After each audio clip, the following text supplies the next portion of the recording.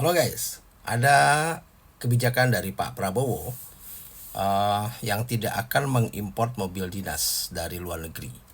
Tapi para menteri dan pejabat eselon ini nantinya akan memakai maung buatan PT Pindad. Saya rasa ini bolehlah kita apresiasi ya.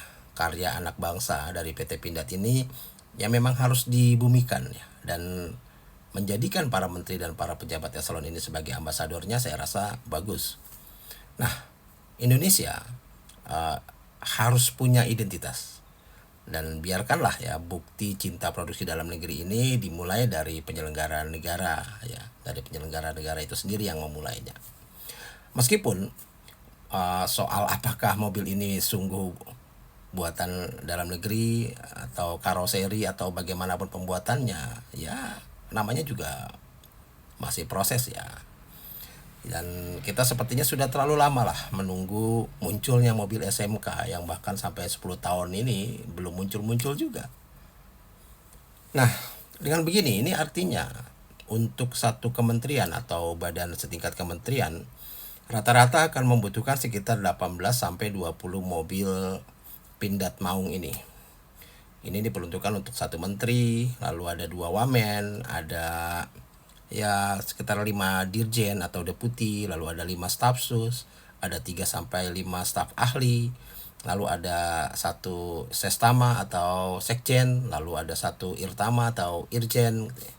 Nah, kalau ini semua dikalikan 48 kementerian ditambah 5 badan setingkat kementerian di anggota kabinet ini, maka yang dibutuhkan sekitar 950 sampai 1060 unit mau.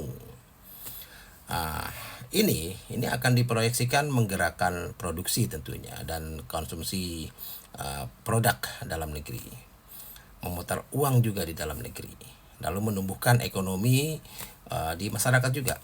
Tapi di sisi lain ada kekhawatiran karena ya harga akan mahal gitu ya.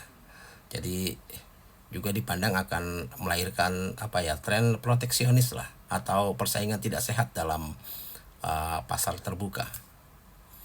Apakah tidak lebih baik ya dana untuk membeli 1000 lebih maung ini digunakan untuk memperbaiki transportasi umum gitu ya.